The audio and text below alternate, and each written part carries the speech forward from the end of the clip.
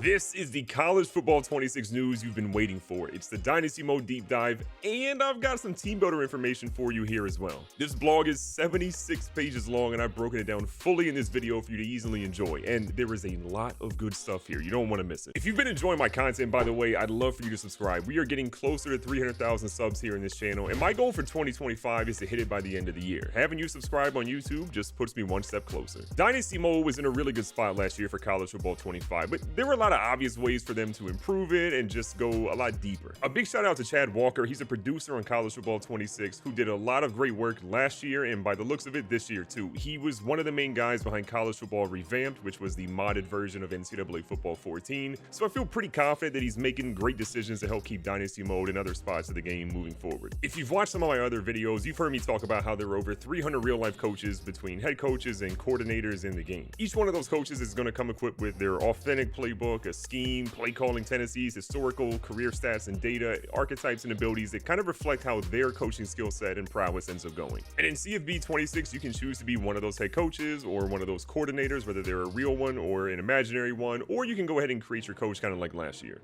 A small thing that goes a long way in my opinion is you can actually customize your coach in a whole lot more ways. I think the gear options alone are just significantly better, whether you want to have cutoff sleeves or wear a suit and tie almost, or just go out there with shorts on. Whatever you want to do, they've got a lot of good variety options here for you. And me personally, I'm probably going to switch it up a lot of different games depending on who I'm playing. You might see me in jeans, you might see me with a suit, you might see me with a hoodie, and sometimes the sleeves just might come off if it has to get dirty. But outside of the gear options, there's a couple of little small nuances that are pretty cool. You can actually have a stance and a demeanor for your actual coach. So if you're a coach that's out there with your hands on your knees all the time, like it's the 90s and there's a Little John song on, you can have that. But your demeanor can be intense, it can be sort of more of a passive one. These are small details that go a long way. And if there's one comment I saw over on my Twitch streams or just people in the YouTube comments, is they were saying that the coach level cap was just too low. They didn't like that it was at 50. Well, the dev team heard you and they've increased it all the way up to 100. It's not just as simple as them taking the number from 50 to 100. They had to rebalance a lot in terms of the XP you earn, how you earn it, sort of the skill and the frequency behind that. There's a lot of work done underneath the hood. The dev team dove into this a little bit and said the progression is actually heavily influenced by your active archetypes perk, and they've rebalanced all the archetype perks to improve overall balance and kind of create more distinct trade-offs. Among the three archetypes, Recruiter, Motivator, and Tactician, Tactician now offers the highest XP ceiling, but only if you're consistently winning. It also carries the greatest downside if you're not, and conversely, Motivator and Recruiter will provide a more consistent gain, but a lower ceiling and maximum upside. What's also really interesting here is the amount of XP from each archetype is actually going to scale by archetype tier. So elite archetypes like Elite Recruiter, Master Motivator, and Scheme Guru are going to offer double the amount of XP as the three base archetypes. The hybrid archetypes, Talent Developer, Strategist, and Architect, offer more than the elite archetypes, and Program Builder and CEO can offer up to 10 times more XP than a base archetype. That's crazy. So if you're somebody who's trying to quickly and efficiently kind of scale your coach level and power, it's important and imperative that you invest in higher level archetypes and then focus on activating that perk as many times as you can. And so with that in mind,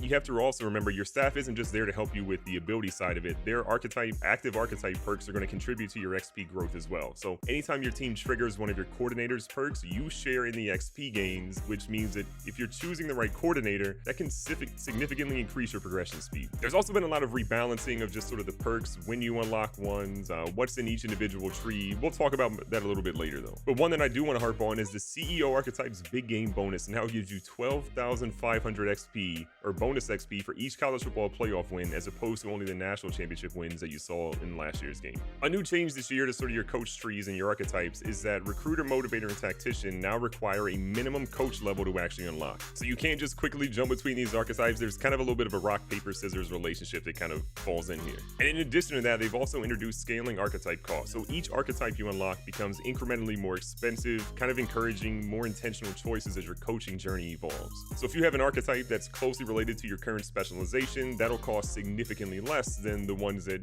require you to learn a new skill set. So to give you an example here, if you start as a recruiter, if you try to become an elite recruiter, that is much cheaper than trying to learn a completely new skill set and become a motivator. The only exceptions to this rule are going to be Program Builder and the CEO archetypes. They're kind of broader leadership focused archetypes rather than specific coaching disciplines, so they're not really impacted by the different scaling costs you would see with the other ones. That being said, you do still have unlock requirements that you have to meet if you want to go ahead and get those abilities. I hinted at it a few ago, but they did change a lot for the rebalancing of the abilities within each archetype, and this also has clear trade-offs between archetypes, which makes it bit more of, again, that rock, paper, scissors relationship between coaching styles. They've also adjusted the cost of abilities within each archetype tier to kind of better reflect their impact and importance, so it encourages more thoughtful progression as you kind of build out your coach. You're not just going to be out here just clicking stuff at random. Like, you really need to be intentful in what you do. And in addition to that, they've also added new abilities across various archetypes, so there are way more ways to specialize and differentiate your coaching identity with this game. Because to be fair, there are plenty of abilities from last year's game that were not worth investing in at all. This year, I think you have a lot more tough choices to figure out where you want your coach to be great, and you need to be intentful in that because the cost to do everything is not going to be possible. But before we jump into the highest rated players across each of the preseason top 25 teams as rated by ESPN, do you enjoy playing fantasy sports like me? If you use code GGB with today's sponsor Underdog, they've got some big bonuses for you.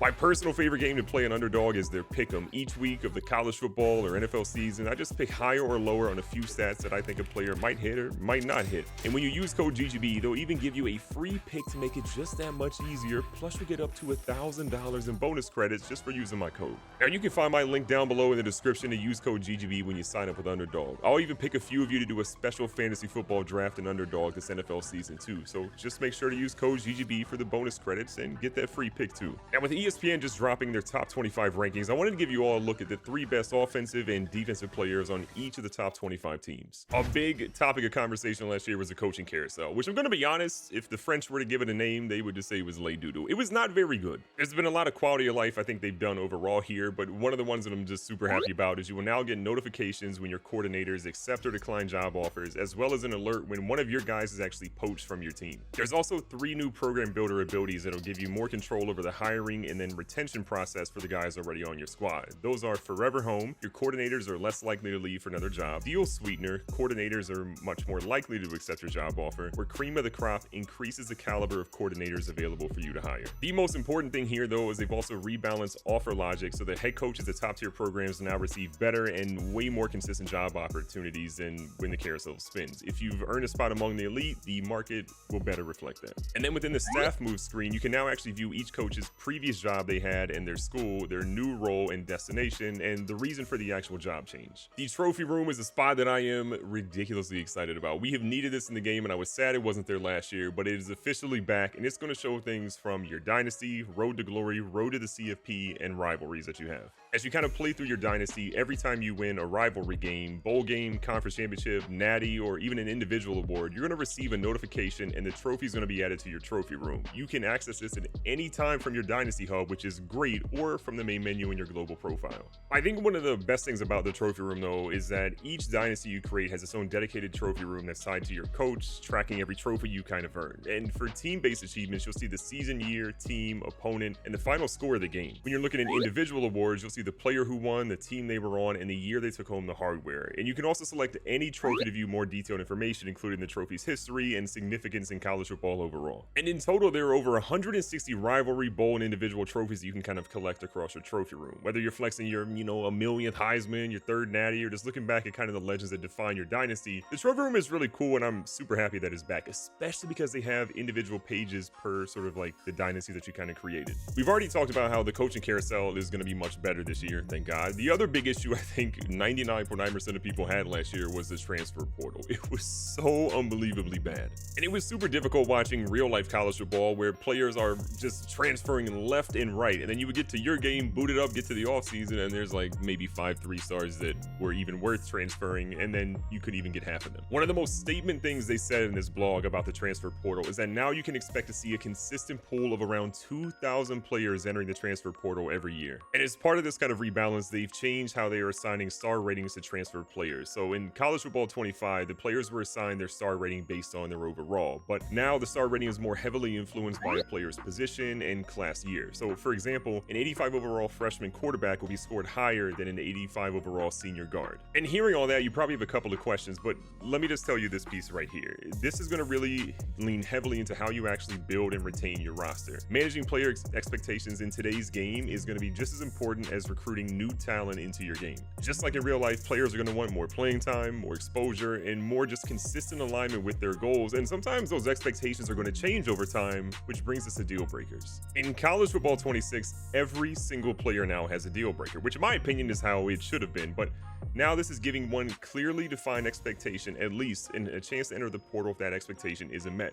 Conference prestige has also been added as a deal breaker, and it kind of reflects the mindset of players who value competing in the best conferences against the toughest competition. The most important change, in my opinion, though, something I've been campaigning for with the devs for the last year, is they've refined how the playing time deal breaker works to kind of better reflect the realities of roster management. So if you played CFB 25, players that had the playing time deal breaker kind of evaluated their projected depth chart position over the next 4 years. And what that did is it helped simulate situations where a returning starter could see a highly rated freshman coming in and anticipate kind of losing their job. But it really missed an important piece, cases where a lower rated player who was actually logging significant snaps wasn't really evaluated. So in College Football 26, playing time actually now factors in snaps played, ensuring that players who are actually seeing the field despite where they are in the depth chart are properly valued. And I think that's great. What's even better, though, is that even if playing time is not a player's official deal breaker, it can actually still be a deciding factor in whether or not they stay. This is going to be especially true for former 5-star recruits, high-rated backups, and most notably, the quarterback position. So 5-star prospects, highly rated players, and QBs are going to evaluate playing time, even if it isn't listed as their deal breaker. If they're not getting on the field, they might see a logjam ahead of them and say, you know what, it's time to basically leave. And what this does is it helps prevent stockpiling talent in a way that doesn't really reflect what happens in the real world, whether you're playing in an online Dynasty or just watching the CPU stack up, a bunch of 85 overall plus quarterbacks. This should not be happening anymore in College Football 26. You're going to find situations where you're in an online Dynasty and, there's that guy that's always trying to get all the talent and make him a red shirt. That red shirt actually comes with a risk now. You could redshirt a player and limit their playing time, and in the offseason, they could be like, you know what, I'm up out of here. Deal breakers aren't just going to be sort of standard anymore like they were in College Football 25. If a player had a deal breaker that was a fixed grade of a B-, that threshold never changed for them, regardless of how good that player ended up becoming. In CFB 26, they have dynamic deal breakers. So this is a system that accurately reflects a player's evolving and changing kind of expectations over time. As they become more talented and more productive on the actual field, the expectations are going to grow alongside of them for their grades. And what this ultimately does is it makes it more difficult for some schools to kind of meet these rising demands, and often results in these players organically transferring as their goals kind of outgrow that current situation. It's sort of that big fish in the small pond effect that we see happen in real life all the time. Breakout stars in smaller programs who transfer to larger schools, kind of seeking that bigger stage. And how dynamic deal breakers actually work is that the required grade now scales based on a player's overall rating, their high school star rating, or transfer portal rating. The better the player, the higher the expectations. So in the screenshot you see on the screen here, Decorian Moore as a freshman had a deal breaker of playing time. Oregon had an A+, he needed a B+. And as you go into his sophomore season, because of how he's been able to, evolve and develop from an 85 to a 91 overall, his playing time expectations went from a B+ to an A-. Oregon, again, luckily was still an A+, but if that happened to go down at all, you could see that dude hit the transfer portal. So this all kind of then ties back into, again, the coaching abilities and how you manage your evolving player expectations to help retain a lot of these guys on your roster. So for example, you could get the lower the bar ability in the strategist archetype, which is going to lower the threshold required to meet a player's deal breaker up to a maximum of a full letter grade, which is a big deal. You can also purchase a family atmosphere ability within the master motivator archetype, which makes players less likely to transfer if their deal breaker has been broken, kind of giving you a little bit of, a reprieve. But if you do have a player on your roster that decides to leave, the program builder archetype can kind of help. They have Gift of Gab, which is additional persuasion attempts, roster retainer, which is an increased chance of persuading a player to stay, full refund, which you get an additional persuasion attempt if one of your attempts is successful. What this ultimately means to me is that recruiting is not really going to be the same year to year. You have to manage your expectations on the field. You have to make sure that players are getting the playing time they deserve. If you have a guy that's really talented and you try to redshirt him, just know there is a good chance he could be leaving if you aren't getting him on the field enough. But if you're hearing all this and you're one of those people stuck in the 1900s saying, I hate the transfer portal, I don't like it at all, well, you're actually in luck. There's a heavy theme of customization in Dynasty mode for College Football 26, and I personally love seeing that. They have new settings like max transfers per team, where you can adjust how many players can transfer from a single team anywhere from 0 to 30. If you set it as 0, it's going to disable the portal entirely for a traditional experience kind of well before the transfer portal phenomenon. You can also go ahead and tweak the transfer probability for user teams, so this scales how likely a player on a user-controlled team will be to transfer if the deal breaker is violated. And you can do the same thing for CPU teams. So again, CPU teams, how quickly a guy may be willing to transfer if their deal breaker is violated. The dev team also made some adjustments to kind of the my school grades and overall ratings. Their goal here is to kind of just deepen the system and really, I guess, give a differentiation between programs here, which I think is sorely needed. They've rebalanced the grade curve across all 14 categories that are available. So now fewer teams actually sit in the A or B range, meaning a lot of schools are going to fall somewhere between D and C. And what this should ultimately do is create more visible separation distinction between the haves and the have-nots out there. I think last year, if you played College Football 25, it was kind of easy to get a lot of your grades up or get your star prestige up. That seems to be a lot more difficult this year. You really have to earn it. They also outlined that one of the biggest changes to the My School grades comes around pro potential. So previously, this grade kind of estimated a program's ability to produce NFL talent based on the current roster, but now pro potential is actually going to be based on his school's historical draft results over the past 4 seasons, and it's tracked by individual position. So this means you can clearly now see which schools are consistently sending talent to the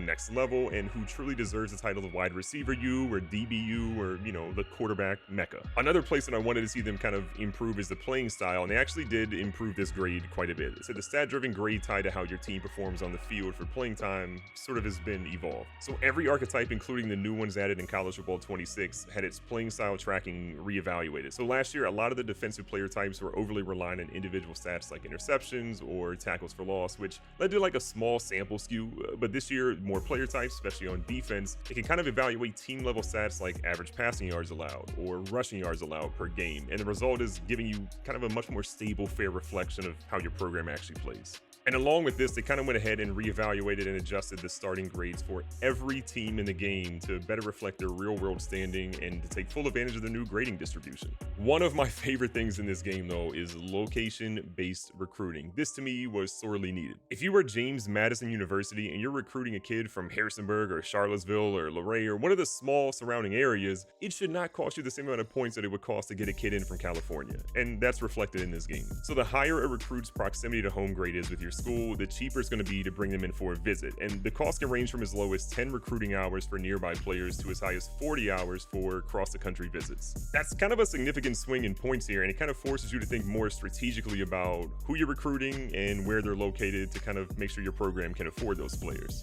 Something to help you kind of maximize your visits, though, is the CEO archetype now includes a new ability, more the merrier. And what this does is it kind of doubles the number of players who can visit your campus in a single week, increasing the cap from 4 to 8 total visitors, which is a massive deal. And if you have a staff with a coordinator whose archetype is strategist, the benefits can actually stack even further. So the strategist perk grants bonus XP for every recruit who visits during a win. So if you're hosting a full slate of 8 visitors, you have the potential to significantly boost your coach XP across the board. Let's move on and talk about scouting, and there's been some pretty good improvements here in College Football 26. One of the first things they've done is that they've reordered how attributes are displayed during scouting, which is going to ensure that the ratings shared across archetypes appear in a consistent order for every position.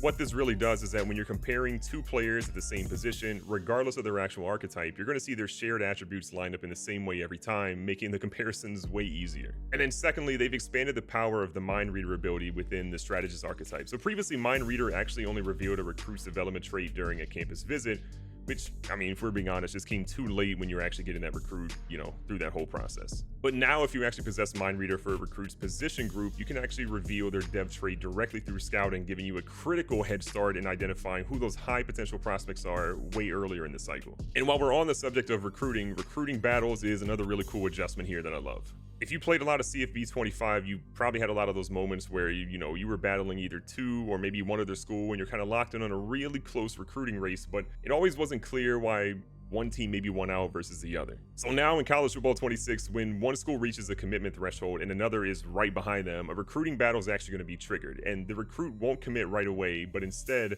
they'll set a new higher commitment threshold, giving both schools kind of this maybe short, small window to make the one final push. It's not really a long extension, it's just enough to create space for a true head-to-head competition at that point. And then from there, whichever school reaches that new commitment threshold, they are going to secure that recruit and lock them in. And when it comes to recruits, there's also been sort of a lot more work that's been done here too. At the base level, they've increased the number of recruits that will be generated each season to 4,100, which gives them kind of a deeper and just bigger variety of talent pool that you'll see at every level. Physical and mental abilities are also being rebalanced here across the recruit generation, and the individual ratings are being adjusted too. Some people are going to love this, some people maybe not so much, but I think it's better for the game. If you're worried that you're not going to find players with high-level attributes like silver and gold tier abilities, you're still going to be able to find elite prospects that can really change your program, but there's going to be fewer of them overall. And when you look at the athlete position group for high school recruits, they've actually reduced the quality of top-end athletes that are coming into programs and the quantity generated across each position.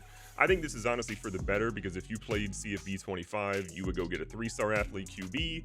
You could find some with high to low 90 speed with 90 plus throw power, pretty good accuracy across the board that was a gem, and you never needed to go get a 4 or 5-star. What this ultimately should be doing though is just making it so that when you truly land an elite prospect, it is going to feel special and you are going to cherish them and hopefully keep them at your program unless they don't like the playing time. There's been a lot of work to redo sort of how pitches and deal breakers are assigned that better reflects the wants and needs of players that are out there today playing. So if you got a glamour position like QB, running back, wide receiver, corner, edge rusher, there's a lot more of a heavy emphasis on brand exposure, which again is what you would expect. And then the motivations and assignment of deal breakers across pitches is sort of been rebalanced too. The goal is to kind of make it harder to immediately pinpoint a recruit's ideal pitch based solely on their deal breaker, requiring you to kind of dig a little bit deeper, spend some more points to truly uncover what that player cares about. And a small little nugget of information I think is really cool. They actually have reduced the weights that most high school players are going to start at to better reflect players entering college with kind of a less mature body. What this is going to allow you to do, and you can kind of get where we're going with this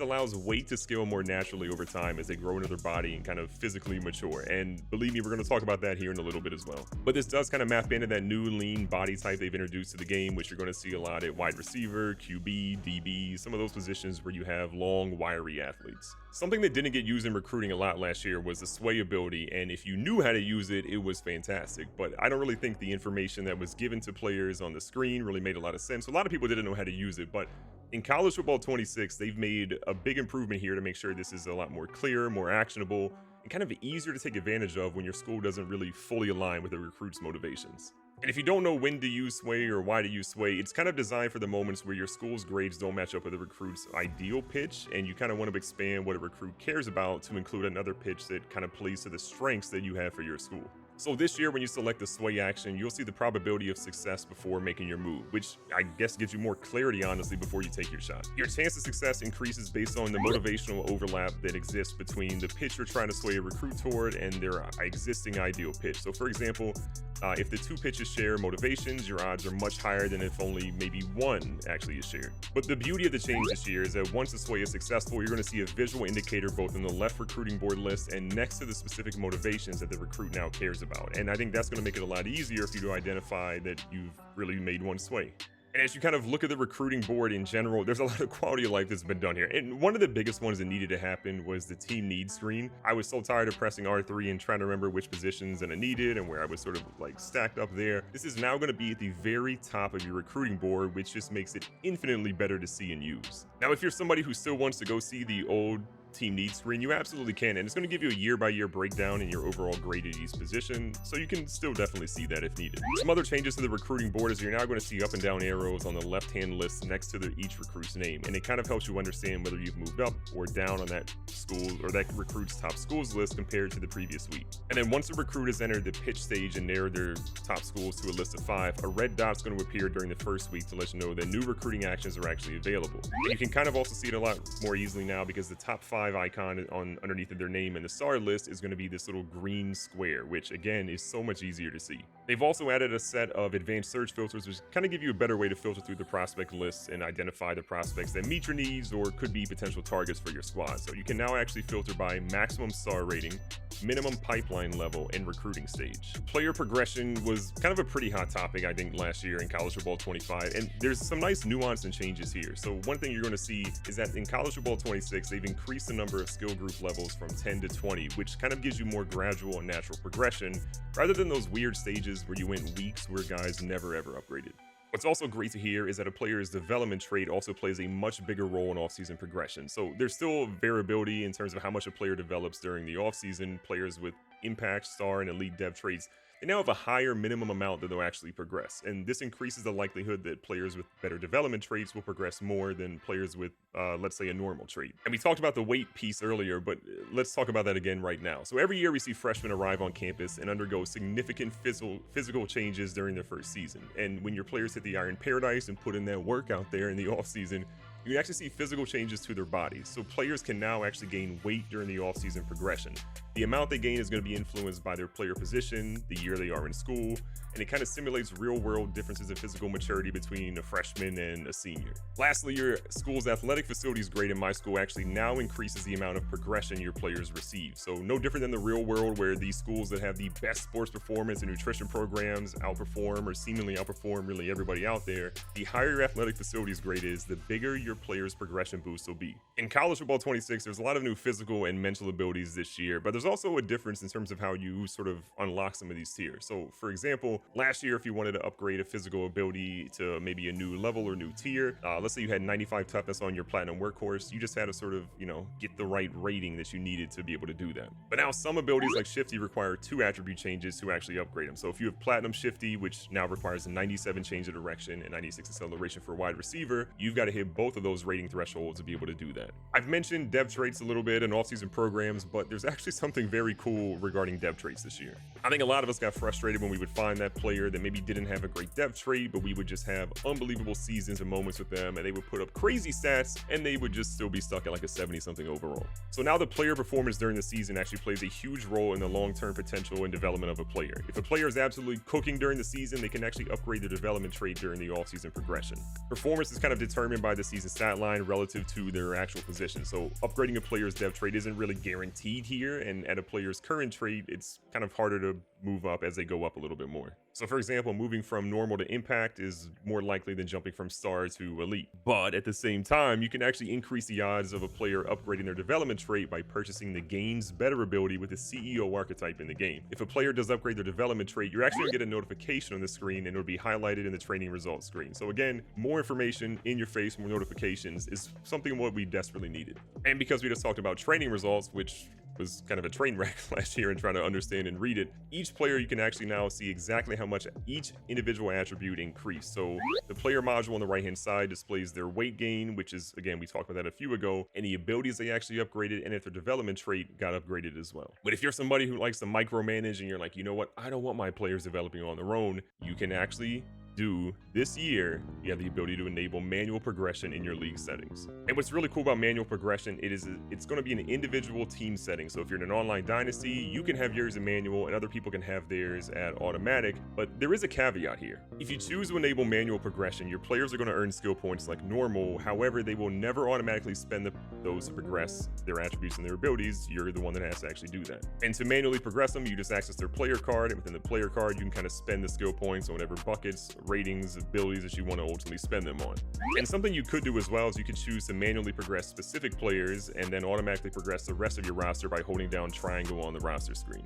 And what that'll do is it'll automatically progress all players who have skill points remaining using the standard auto progression logic. But the caveat that I was hinting at here is that manual progression offers a significant advantage in shaping individual player growth, but when you turn it on, it comes with a default 25% progression nerf to kind of help maintain a balance here. Now this nerf is actually fully customizable by the Dynasty commissioner. You can turn it off completely, you can increase it to 100%, you can do whatever you essentially want to do there, but that is completely up to you. Let's talk about position changes, because those were an interesting thing last year. They're a key part of Dynasty mode, obviously, but when a player moves to a new role, they've got to really learn a new position and a new skill set, and sometimes that one may not directly translate from their previous experience out there. So what you're going to see is that while they can certainly grow into that role over time, the development isn't really going to happen overnight, and they kind of better reflect that this year by making it so that when a player changes positions, they will only retain abilities that are shared between their previous archetype and the new one. So for example, shifting a running back to wide receiver results in a smaller drop in development ceiling than moving that same player to maybe an offensive tackle, which wouldn't really make any sense for that player, right? And the farther apart the positions are in terms of required traits and responsibilities, the steeper the learning curve, which should naturally limit their potential and current abilities. And as you're going through this process of trying to figure out, should I change this player, should I not? The player module on the right side of the screen will display a preview of kind of which abilities the player would retain at the selected position if you move them. The player's development trait is always going to stay the same, which should help, a consistent growth rate as they adapt to their new role. Wear and tear is one of my favorite features from college football 25, and in college football 26, every player now has a season and career health pools that determine how much wear and tear damage they can recover in a single season and over the course of their career. So each time a player recovers wear and tear damage, it draws from these pools.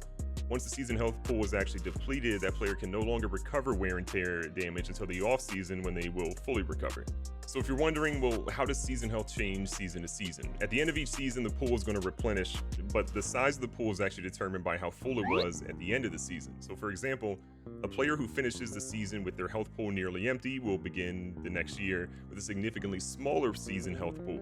This is actually going to reflect the physical wear and tear carried over from the course of the season. But conversely, a player who finished the year with a pool that is almost full will begin the next year with an almost identical health pool size. You can kind of think of this as sort of a career clock at this point. How heavily a player is going to be used from year to year is going to significantly impact their longevity, adding a new layer of decision making you have in wear and tear management from week to week and season to season. I mean, is this player worth putting in a game that's a blowout and you potentially take away from their health pool? Or are you going to risk, putting them in that close game when you need that win, but this could damage their career? You have a lot of more intense decisions to make. And if you want to see a player's season health, it's super easy. Anywhere the wear and tear is displayed, you'll be able to see it. This year, they've also updated the player module to include wear and tear sub panels so that can be accessed with the right stick. And when you look at auto subs, those actually now incorporate wear and tear strategies by position. So you get way more control over how players are rotated in and out during games based on accumulated wear and tear damage. So they have 4 sub strategies you can actually choose from. You have Keep Fresh, which prioritizes rotating players out early to limit accumulated wear and tear damage. Normal, which is a balanced approach that'll keep you, having a steady rotation. Grind it out, players will stay in the field even when they've incurred a significant amount of wear and tear damage. Or Custom is what it sounds like. You can kind of create a custom sub in and sub out wear and tear strategy using sliders. But leaning into that trend of just giving you an unbelievable amount of customization options, you can actually fully customize wear and tear. Things like normal tackle, catch tackle, hit stick, cut stick, defender tackle advantage, sack impact, block impact, per play recovery, per timeout recovery. There are so many different ways for you to really make this a game how you want it to play.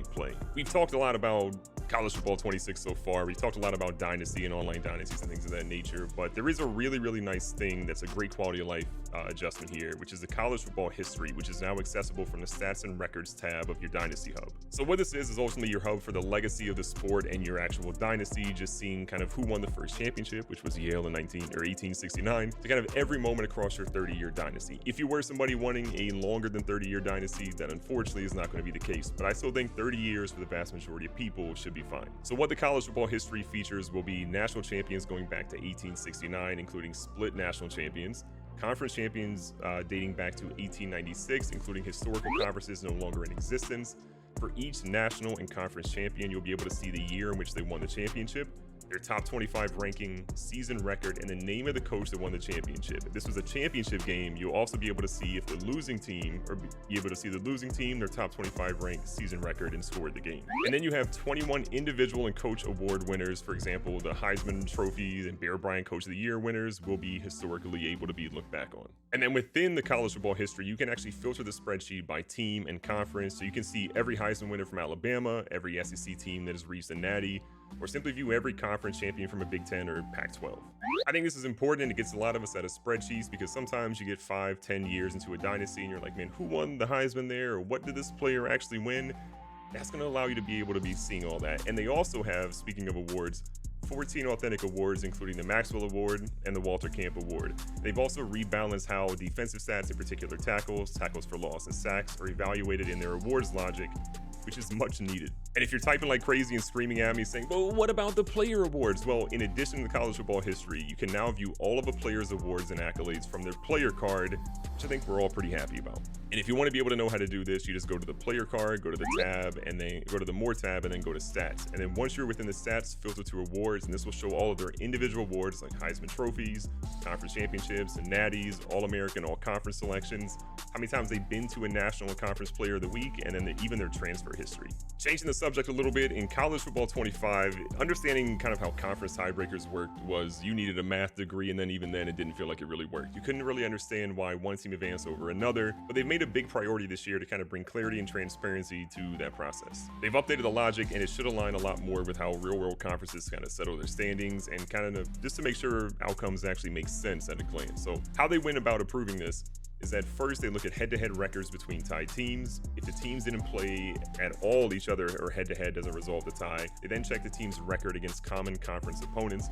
If they're still tied, they use the CFP ranking to determine placement. And in addition to the improved tiebreaker logic, they actually also added columns on the conference standing screen that show a team's point differential and average margin of victory. When entering conference standing screen now defaults to your team's custom conference, which is a great quality of life thing. So the information matters most is kind of front and center to you. There's a lot more work to really dive into deeper stat tracking for both individual players and teams. So the box score now shows the total number of plays and yards per play, and they've also added metrics within season, career, and team stat screens that are kind of all accessible from stats and record tabs in the Dynasty Hub. So for quarterbacks, for example, you can now see touchdown percentage, sack rate, interception number, touchdown to interception ratio, net yards per attempt, adjusted net yards per pass attempt. And for running backs, you can actually see fumble rate now, which I think will be great. For punters, you can see touchback percentage, and from a team stats perspective, offense can see total yards per game, rushing yards per game, passing yards per game, and yards per play. Defense can see yards allowed per game, rush yards allowed per game, pass yards allowed per game, points allowed per game, and sacks per game. And then from penalties per game, penalty yards per game, and then there's also going to be a games played tab as well. Similar to Madden, they've also overhauled positions and archetypes as well, which again is much needed. So you're going to see Sam, Will, or Mike out there instead of just seeing the different linebacker roles you've maybe come to know. Long snappers in the game. Gadget is going to be in the game for those trick play guys. Nose tackle will be there, especially for those 3-4 fronts. And they also took a look at kind of all the archetypes that were in College Football 25. They found that a lot didn't really fully capture how college players move or really contribute to their actual teams. So they've kind of expanded everything, and they now have 59 total archetypes, and they each have kind of their own unique combination and physical abilities. So to expand on this, they actually have 59 total archetypes, each with their own unique combination of physical abilities. So some positions like wide receiver now feature 7 unique archetypes, and they're kind of each designed again to get a different unique style of play. So here's a couple, for example. You have speedster, which is kind of a pure burner who takes the top off the defense. Route artist, who's precise, smooth, always open, kind of winning with their footwork and timing. Physical route runner, big bodied and technical, but not really fast, great for contested third downs. Elite route runner, shifty before and after the catch, kind of combining their smooth routes with elite yak ability. Gritty possession, a tough, reliable, and physical receiver, ideal for option offenses and run blocking on the perimeter. Gadget receiver, a do-it-all who might take snaps at QB or running back, built for trick plays and misdirection. And contested specialist, dominates tight coverage, high points the ball, and wins in jump ball scenarios. The amount of comments that screamed for formation subs, having an actual formation sub menu in the front end and not having to go into the actual game to do it, well, I'm happy to let you know that you're good. Formation subs are fully in the game. So with formation subs, you'll be allowed to set up to 50 formation subs per team, and subs are going to persist season to season unless the player leaves the team or changes teams in some way. If you switch playbooks, any formation share between the old and new playbook are going to retain their assigned subs. Protected opponents is something that was supposed to be in the game last year, but if you know anything about how the conferences and custom schedules work, they had a lot of issues, so they had to ultimately pull it back, but they are officially in the game and working along with the return of custom conferences. So with your custom conferences, you can actually now set protected opponents, which gives you the ability to lock in annual matchups regardless of divisional alignment. So if you want to make sure that Michigan plays the Ohio State every year, no matter how the Big Ten realignment shakes out, you can definitely do that. The majority of the conferences in the game should be able to have 1 or 2 protected opponents per team, depending on the number of teams in the ultimate conference, but whether divisions are enabled or disabled and the number of conference games played each season kind of impacts it as well. There are situations where some conference configurations and setups will not be able to support protected opponents due to scheduling being just mathematically impossible. But if you want to use protected opponents, all you need to do is open the conference rule screen by pressing square or X on the conference you want to customize, and then from here you can enable or disable protected opponents along with other key conference settings. If you go and hit Y or triangle on that screen to access the protected opponent screen, you can then view the current protected matchups and then assign or edit them for each individual team. If you just want chaos, you don't want to manually set them up at all, you can just press R3 to regenerate all the protected opponents in the conference. And speaking of scheduling, all known future season games, including kickoff games, have been added through 2040, which is going to ensure that teams follow their actual schedules year over year. This is going to include updates to annual games like Florida versus Georgia, which is actually no longer being played in Jacksonville for the 26 and 27 seasons. And they've also updated conference rotations for both the MAC and Conference USA to reflect their latest real world in alignment and expansion. College football playoff, obviously that thing has been changing like crazy. You are going to be able to play the new format in your Dynasty mode before it ever happens in real life. So if you don't know what happened, the college football playoff changes format, so now the top 4 teams in the CFP rankings receive first round buys. Previously, the buys were awarded to the 4 highest ranked conference champions, but it'll be reflected as it is IRL in the game. In addition to all the updates we've already talked about, there are a lot more quality of life ones that I'll I'll chat on here. They have quick access to player info, so anytime you're in a player view that you can see a player in a spreadsheet, you can now press triangle or Y to open their player card, or R3 and or the right stick in to view their stats and award history. Player stats and attributes are everywhere. I think we would all be frustrated looking at the Heisman Trophy list or just really any list with a player and try to figure out, well, is this player actually good? What are their stats? You can now see that pretty much everywhere, which makes it really easy to compare award candidates on the award watch list or even the Heisman Trophy portion. Development traits are going to be in the player module now. You also have quick access to team schedules. So within the conference standing and top 25 polls list, press Y or triangle and you can view that team's full schedule to quickly compare how they stack up against you. There's an improved members tab in the Dynasty Hub, which is fantastic. Dynasty is also cross-play this year, which is fantastic news for us. But as a commissioner, you can kind of see now the ability to add or remove members, toggle autopilot, promote or demote other commissioners, transfer Dynasty ownership to another user, or invite new users to join the Dynasty from this section. But there is lots of great info here where it shows their username, their team, their top 25 rank, current week matchup and result, platform, online status, and whether they're ready to advance, which just makes this so much easier to view. Dynamic time of day, we talked about that in the presentation deep dive if you watched that video that I did, but I think that's going to make a huge world of difference here in Dynasty. The Super Sim tempo adjustment, so teams who run up-tempo style of play will now have an increased number of snaps during their game, kind of reflecting their style of play. There's broken records feedback, which I think is fantastic finally. So when a player on your team breaks a single game, season, or career record, you're now going to receive a full screen takeover celebrating that achievement in that moment. Coach stats is now going to let you see offensive and defensive coordinator stats. When forcing a win or loss, it now says the name of a team when you're forcing that win or loss. So it's just, you don't have to really do guesswork now anymore. When you're viewing a team schedule, you can actually see their combined opponent record, giving you a quick snapshot of their strength of schedule. A confirmation is now going to pop up when you go to advance the next week. So that'll help you prevent from accidentally advancing a week, which could cost you a natty or just a big moment. When you're advancing the week, you can actually sim to any week in the season rather than only to specific weeks. With the red shirt, they actually updated a lot here. So players can actually now play in postseason games without them counting against their red shirt ability. So additionally, when you redshirt a player, it will not reset the entire depth chart, which was so frustrating in college football 25. It will only alter the positions that the player was in the depth chart for.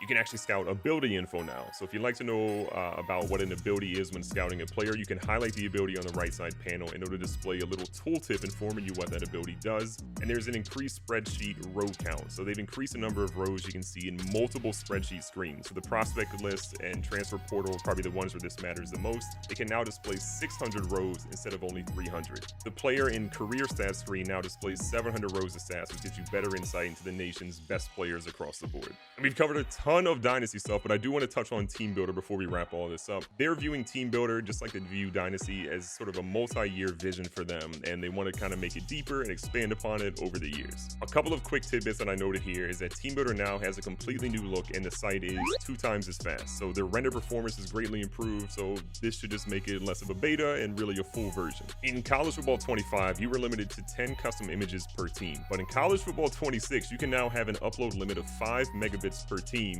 which means you can upload as many custom images and textures as you want until the 5 megabit limit is hit, really giving your creative power and juices a whole lot more. A feature that is a great decision in my opinion is that you can actually take your College Football 25 Team Builder team and import them directly into 26. So all you need to do is from Team Builder, press the import button in the top right corner, which will open a drop down asking you which title you want to import from. You select College Football 25, see a list of every team you created in CFB 25, and you just pick that team you want to bring forward and you go right into the edit team page from there. What's really nice is they're going to flag any assets or details that they couldn't carry over from last year's game, so you might have to do a little bit of TLC here and there, but you really get the chance to make the adjustments you want to make, maybe change the things you wanted to change, and then republish. And if you spend any time creating your Team Builder team last year, you know that there were a lot of things you really couldn't change.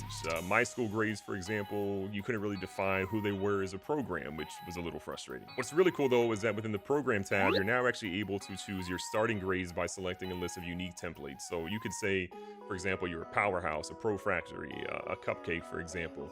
But once you pick a template, you'll see the projected team prestige and my school grades. Some of these grades are going to show up as exact values, while others are going to be more so ranges, but that's by design. Several elements of your team setup can kind of influence how these grades shake up. But for example, your stadium atmosphere grade will adjust based on the size of stadium you select, and your championship contender grade depends on which team you replace in Dynasty mode. Other items like your coach stability, coach prestige, conference prestige won't really come from your template at all. Instead, they'll reflect your coach setup when you start your Dynasty and where you choose to place your your team in custom conferences. What I am incredibly excited about, though, is that we have roster editing in its own tab for Team Builder. You don't really have to go in the game anymore and do it. You can do it right from the Team Builder website. So when you're editing a player, there are now two really editing tabs, bio and skill ratings and abilities. In the bio tab, you can modify a player's general information, and then you have things like first and last name, previous red shirt, high school star rating, deal breaker. And then within the skill ratings and abilities tab, you now have more control over how good or bad each player is. So you can look at things like player archetype, development trait for that player,